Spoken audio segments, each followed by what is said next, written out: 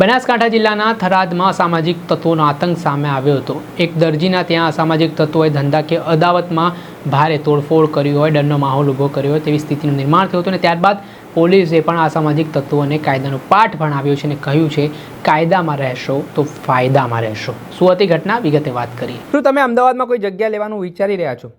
શું તમને એવી જગ્યા જોઈએ છે કે ત્યાં તમારી ધંધાકીય પ્રવૃત્તિ પણ થઈ શકે? તો આ સૌથી બેસ્ટ જગ્યા છે।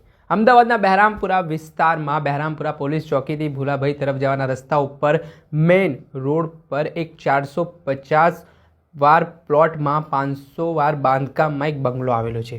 જી હા, આ બંગલામાં આપ hospital, mini school, restaurant, service centre, hotel, theatre સહિતની તમામ ધંધાકીય પ્રવૃત્તિ છે તે કરી શકો છો અને આ ખૂબ જ સુવર્ણ તક માનવામાં આવી રહી છે। હવે આ બંગલાની વિશેષતાની વાત કરીએ તો આમાં બંગલામાં 6 બેડરૂમ આવેલા છે, 2 મોટા પહોળા હોલ આવેલા છે, સાથે જ સોલર પેનલ સાથે સજ્જ આ બંગલો છે, જેમાં નીચે આપેલા સંપર્ક નંબર ઉપર તાત્કાલિક ફોન કરીને વધુ વિગતો મેળવો અને વહેલા તે પહેલાંની સિસ્ટમ હોવાથી આજે જ આ તક ઝડપી લો। નમસ્કાર દર્શક મિત્રો, સ્કાયનેટ મીડિયામાં આપનું સ્વાગત છે। હું છું ફૈઝાન।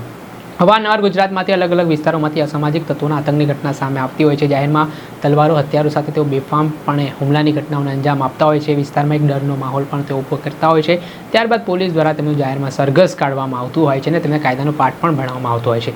વાત કરીએ તો બનાસકાંઠા જિલ્લાના થરાદમાં એક દરજીના ત્યાં કે 3 જેટલા અસામાજિક તત્વો છે તે ઘૂસી જાય છે। ત્યારબાદ દરજીની દુકાનમાં તોડફોડ કરવા લાગે છે, તેમને ઈજાઓ પણ પહોંચાડે છે। આ ઘટનાનો વિડીયો સોશિયલ મીડિયા ઉપર વાયરલ થયો હતો। બનાસકાંઠામાં જે ઘટના બની તેના કારણે કાયદાની વ્યવસ્થાની સ્થિતિ સામે પણ સવાલ ઉઠ્યા હતા।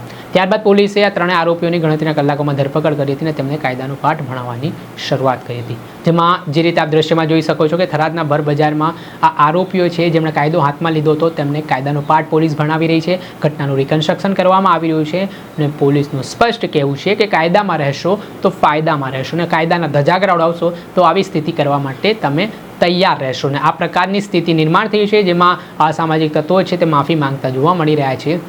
સાથે જ પોલીસે તેમની ટાંટિયાતોડ સર્વિસ કરી છે। ત્યારે જોવાનું રહ્યું કે આ ઘટના બાદ અન્ય જે અસામાજિક તત્વો છે તેમનામાં પોલીસનો ડર બેસે છે કે કેમ તે આગામી સમયમાં ખબર પડશે। દર્શક મિત્રો, સ્કાયનેટ મીડિયાને લાઈક કરી લો, સબસ્ક્રાઇબ કરી લો અને શેર કરવાનું ભૂલતા નહીં।